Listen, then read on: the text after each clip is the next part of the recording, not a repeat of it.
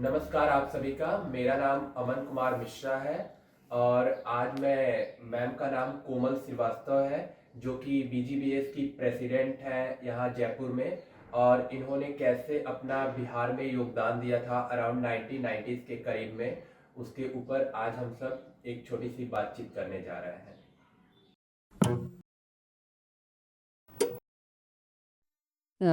चंपारण में मैं शिक्षा पे बेसिकली काम करने गई थी।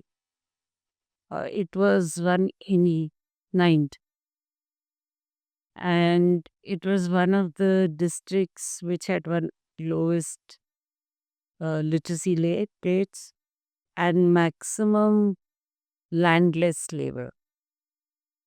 Or and I was at that time consultant to the MHRD ministry. Uh, and specifically working on night schools. Uh, so with one organization called Alok, working in Northern Block, and हमारा base था this place called Jagdishpur, आराम Jagdishpur. Uh, तो हम लोगों ने वहाँ पे करीबन 50 नाइट स्कूल्स चलाए. फिर वहाँ जो आसपास के जो एरियाज थे उनके टीचर्स के साथ काम किया, टीचर्स ट्रेनिंग किया. और लोकल लैंग्वेज में हमने प्राइमर्स और बच्चों का लिटरेचर डेवलप किया. भोजपुरी में प्राइमर, भोजपुरी में अ, अन्य टीचिंग लर्निंग मटेरियल बच्चों के लिए. और बेसिकली क्योंकि उससे पहले शायद कुछ भी बच्चों के लिए भोजपुरी में डेवलप नहीं किया था, क्योंकि जैसे हमारे पूरे देश की हालात है कि जो भी लोकल लैंग्वेजेस है ना वो ख़त्म होती जा रही हैं. हिंदी टेक ओवर सब है. लोकल लैंग्वेजेस जो है वो डे बाय डे खत्म होते जा हाँ. रहे हैं। तो और हिंदी इज टेकिंग ओवर. तो आपकी जो स्थानीय भाषा है वो कैसे बचेगी ये अपना जब तक वहाँ का कुछ पढ़ने का कुछ इतिहास नहीं होगा या बच्चे पढ़ेंगे नहीं. तो हमारा सोल आइडिया था उस वक़्त कि हम हिंदी भी सिखाएँ, बट हम लोकल भाषा में भी कुछ-कुछ क्रिएट करें और जो बच्चे पढ़ सकें. वो बड़ा चैलेंजिंग जॉब था. ये अपना और हम लोगों ने बहुत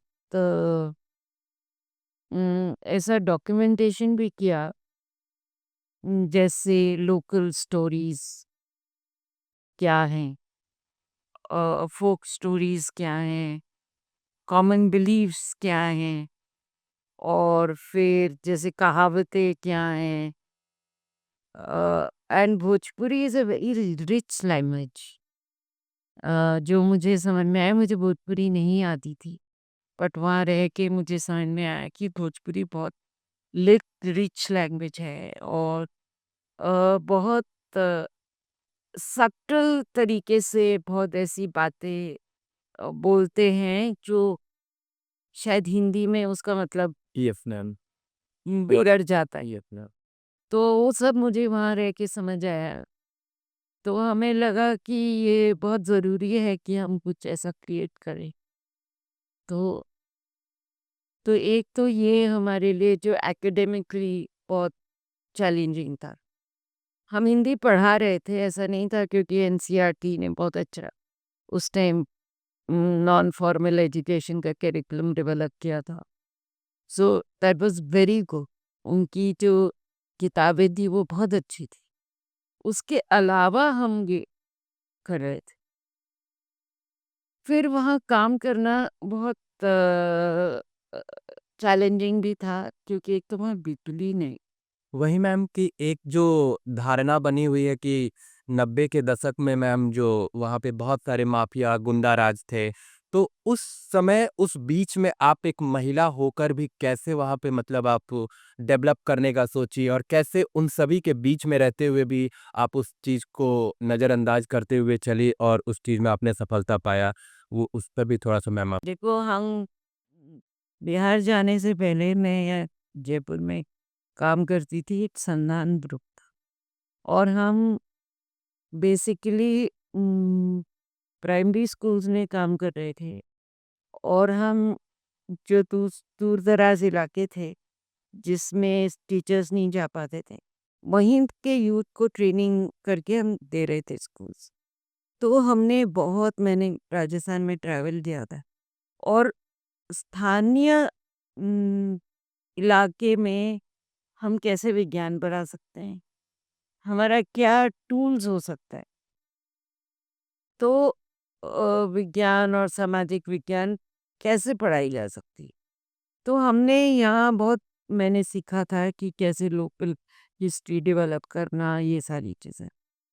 स्थानीय सामग्री से आप क्या स्थानीय सामग्री है जिसमें आप बड़े-बड़े लॉज़ समझा सकते हैं ये। So that was my experience and then the ministry at that point of time offered me कि एक बहुत अच्छा ग्रुप है वहाँ पे काम करता है, तो would you like to go and support them? So I said चलो देख के आ जाते हैं। तो फिर मैं वहाँ चली गई एंड मुझे बहुत अच्छा लगा वहाँ जाके। हाँ, वहाँ सामाजिक स्थितियाँ ऐसी थीं, वहाँ पे बहुत बड़े-बड़े डकैत थे और बहुत वो सब कुछ था वहाँ। एक साइड पे नक्सल मूवमेंट भी था शायद, बट हमारे लिए सबको बहुत रिस्पेक्ट था क्योंकि हम बच्चों को पढ़ा रहे थे। हमारे साथ कभी भी कुछ नहीं हुआ क्योंकि हम तो रात में ही जाते थे, नाइट स्कूल्स थे। मैं तो साइकिल पे जाती थी अपनी टीम मेंबर्स के साथ। तो एक टॉर्च लेके। Yes ma'am. तो हमको कभी किसी ने डिस्टर्ब नहीं किया। इनफैक्ट हमको तो और बोला कि हमारे इलाके में खोरिए, हमारे इलाके में खोरिए। तो which was very encouraging in that sense that वो एक लड़ाई तो है, संघर्ष लोगों के आपस में चल रहा है, गरीबों और अमीरों का एक संघर्ष चल रहा है। पर जो जिनको डकैत बोलते थे, वो भी हमारे पास आते थे और कहते थे हमारे यहाँ तो स्कूल खोल दीजिए, हमारे बच्चे तो पढ़ जाएँ। सो दे आल्सो वांटेड। तो इसलिए हमारे ऊपर कुछ भी नहीं हुआ और मैं तो रात में ही घूमती थी बिकॉज़ हमारे नाइट स्कूल्स थे। तो एंड दो आई नेवर वेंट अलोन, मेरे साथ 2-3 यस मैम। होते थे, जो चलाते थे उस संस्था के। But it was very interesting to see that क्योंकि राजस्थान में तो हमने इस तरीके का माहौल देखा ही नहीं था। राजस्थान में कहीं से कहीं भी चले जाओ, मैं तो रात के 2 बजे भी नहीं चली था। बट बिहार में तो पूरा उस समय बट बिहार में बिहार में मैम 2 बजे क्या ma'am I think on that time I think 6 बजे के बाद ही मतलब लड़कियां और महिलाएं घर एकदम से बाहर नहीं निकल पाती मैं थी। जाती थी बेतिया से पटना, यस मैम। तो 6 बजे शायद फर्स्ट बस जाती थी। तो मुझे लोग कहते थे मत जाया करो इस बस में क्योंकि ये किडनैप। Yes ma'am exactly. फिर मैंने कहा मेरे से क्या ले जाएगा, मेरे पास तो कुछ था ही नहीं। आई सेड हो जाएगा तो हो जाएगा। मैम आपके साथ ऐसी कोई कुछ घटना हुई कि नहीं हुई? कभी नहीं, कभी नहीं। नथिंग। इसीलिए ना वो एक मुझे ये भी लगा कि ये हवा ज़्यादा बना है। Yes. In fact people were very nice. जिस दिन मैं बसों में देखती थी, जो व्हिच आई रियली एप्रिशिएटेड कि जो कंडक्टर प्राइवेट बसें ही चलती थी, बहुत ओवरलोडेड चलती थी। बट वो कंडक्टर एक-एक महिला को सीट पे बिठाता रहा, उठा-उठा के। which I was very impressed. I said ऐसा तो कभी हमारे यहाँ हुआ ही ना, चाहे गाँव की महिला हो, चाहे कोई भी महिला हो। 2 अलग आइडिया, अलग बात है कि बस ऊपर से क्यों रही है, हम छाता लगा के बैठिए अपना, वो सब है। But that thing really struck me. And तो उम, बहुत एक आई मीन था, एक माहौल तो था, मैं नहीं कहूँगी बिकॉज़ हमको रोज़ सुनाई देता था कि वहाँ से लोगों को ले गए, वहाँ से यस मैम। बट इतने बड़े-बड़े लोगों की लैंड होल्डिंग्स होना, आज की आई मीन इन आज़ाद भारत, ही एक बहुत बड़ी सरप्राइज़िंग था। इतने बड़े, क्योंकि राजस्थान में तो थे नहीं इतने बड़े-बड़े land yes sir, holder. Bihar में तो बहुत आई मीन राजस्थान में तो राजा महाराजा थे, बट सबका वो यहाँ तो इतने बड़े-बड़े रजवाड़े थे। But after independence everybody got in the state ना, Rajasthan I mean Indian state का हिस्सा हो गए और रजवाड़े खत्म हो गए यस मैम। ना। टेक्निकली रजवाड़े खत्म हो गए, 2 अभी भी कहते हैं जयपुर महाराज, ये महाराज, बट उनके पास इतनी ज़मीनें नहीं है। और एक और चीज़ मैम, अभी जैसे सुनने को मिलता है कि बिहार में अफसरशाही चलता है। तो मैम आप जब 1990 के करीब में काम कर रही थीं, तो आप मैम उस समय अफसर कैसे थे? उस समय अफसर जो थे वो कोऑपरेटिव थे कि नहीं, सपोर्टिव थे कि नहीं आपके लिए? देखो, हाँ, हमारे लिए तो बहुत सपोर्टिव थे। हम तो कोई भी काम करवा देते थे। अ बट अफ़सर लोग जैसे हर जगह होते हैं, गरीबों के काम नहीं करते हैं, यस मैम। ना? मेरा तो सभी करवा लेंगे। मैं जाके कोई भी दफ़्तर में जाऊँ, कुछ भी कराऊँ, मेरा तो काम नहीं जाएगा। But not of the poor people. And उस समय I mean Lalu Yadav chip nice के लिए तो ये बने ही था शायद यस फिर मैम। पहली बार। तो he had some very good ideas which I appreciate. तो बाद में तो उन्होंने शायद माफिया राज ही हो गया था, पर यस। क्योंकि मैं वहाँ सिर्फ़ उसके बाद 2 ढाई साल ही रही। तो जैसे उन्होंने उस समय एक एडिशनल चीफ सेक्रेटरी लगाए थे, KV Saxena. KP Saxena. He was a very good officer. तो और वो चंपारण आए, बेतिया आए, जस्ट टू सी दैट जो दलितों को ज़मीनें अलॉट की थी सरकार ने, वो उनको कब्ज़ा मिला कि नहीं? और शायद बिहार में कब्ज़ा दिलाना बहुत मुश्किल काम था, जो मैंने वहाँ हालात देखे। तो क्योंकि वहाँ कोई डिसिप्लिन नहीं, तो फिर उन्होंने दिलवाए कब्ज़े। वो हर इलाके में चले जाते थे, हमें रात में बुलाते थे मीटिंग के लिए और फिर हमसे पूछते थे कि कहाँ पे है, कहाँ पे नहीं दिलाए, what is the ground situation. ना he used to call us and then he would tell the officials कि ये क्यों नहीं हुआ है, और वो खुद घूमते थे दिन-दिन भर। तो आई वाज़ वेरी इम्प्रेस्ड कि ऐसे भी कोई काम कर रहा है ना। But a a but I think एक एपैथी तो थी, जैसे होती है गरीबों के लिए कोई काम नहीं करना चाहता है, गरीबों की कोई बात नहीं सुनना चाहता है, and specially in such A poverty ridden area, इतना पॉवर्टी वहाँ। उस समय मुझे ध्यान है, मज़दूरी कितना था जो लोगों को खेतों में मिलता था, ₹2 ₹3। आई वाज़ शॉक्ड कि ₹2 ₹3 में ही ये खेतों में जाके काम करती हैं ये औरतें। क्या खाएँगी? उस समय भी मिनिमम वेज राजस्थान में, minimum wage was I think ₹15 और समथिंग, 15 या 18 ऐसा कुछ था राजस्थान में मिनिमम वेज, और वहाँ ₹2 ₹3 मिल रहा है। और one thing also really struck me, जो बेचारे गरीब लोग थे, वो राशन से उनको गेहूँ मिलता था और उनको गेहूँ खाना बहुत खराब लगता था, और मैं तो रोटी खाती थी। तो वो मेरे को बहुत सिंपैथी से देखते थे ये और वो कहते बेचारी रोटी खाती है बिकॉज दे ईट इन गेहूं। उनको गेहूं नहीं पसंद था, उनको चावल चाहिए। हाँ, वहाँ बिहार के लोग तो चावल ही तो मुझे तो रोटी चाहिए, ठीक है ना। मैं चावल नहीं। सो देख, आई सेड अच्छा बेचारी रोटी खाती है। So they are real sympathy with me कि मैं रोटी खाती हूँ। We just like really something which is very cultural. 2-3 चीज़ें मुझे लगी जो बहुत कल्चरली वहाँ पे जिस तरीके से मुझे लगता है कि अ, समाज को खत्म किया गया, जो रूट्स नहीं रहे आम लोगों के, which really struck me being from Rajasthan. जैसे मैंने देखा कि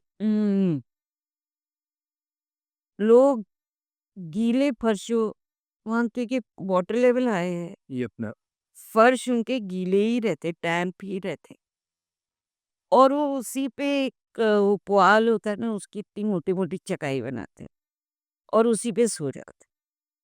ना, दे मेड नो एफर्ट्स कि कैसे ये फर्श ड्राई किया जाए या कैसे इसको सुंदर किया जाए।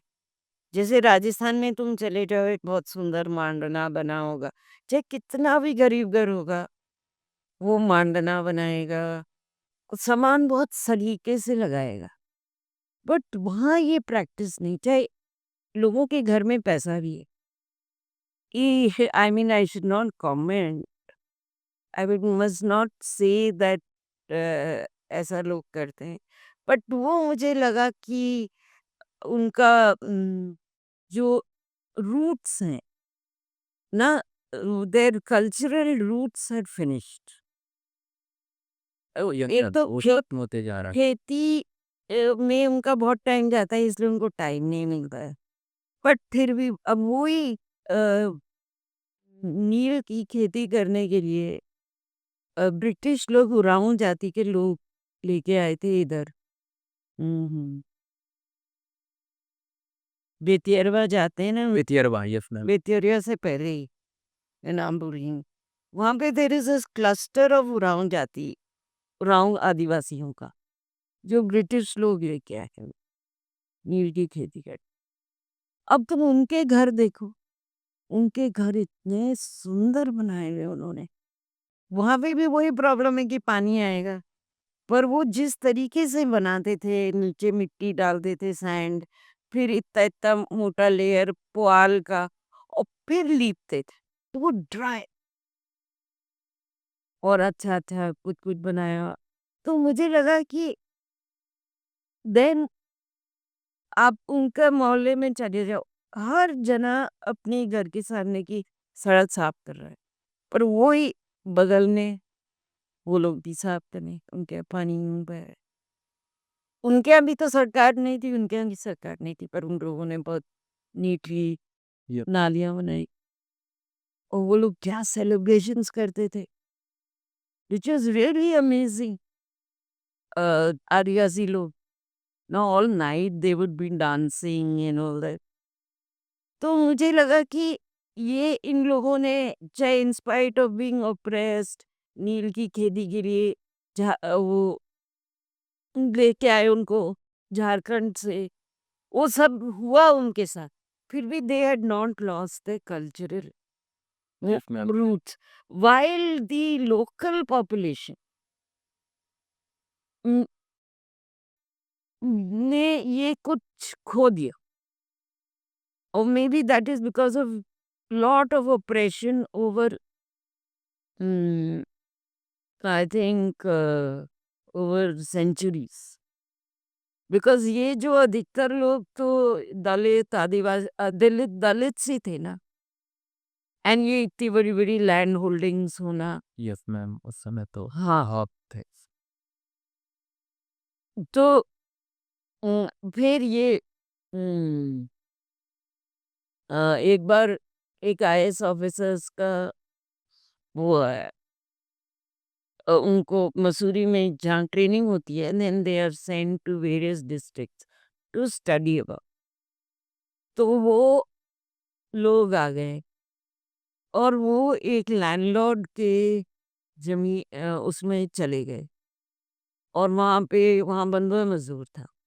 शायद उन्होंने इंटरव्यू कर लिए, तो उनको उन लोगों ने बंधक बना के, आईएएस ऑफिसर जो आईएएस ऑफिसर्स ट्रेनीज, उनको बंधक बना दिया और बिहार सरकार के पसीने निकल गए उनको वहां से छुड़वाने। इतना पावरफुल, एंड विच इन आजाद भारत में ऐसी चीज हो रही है ना।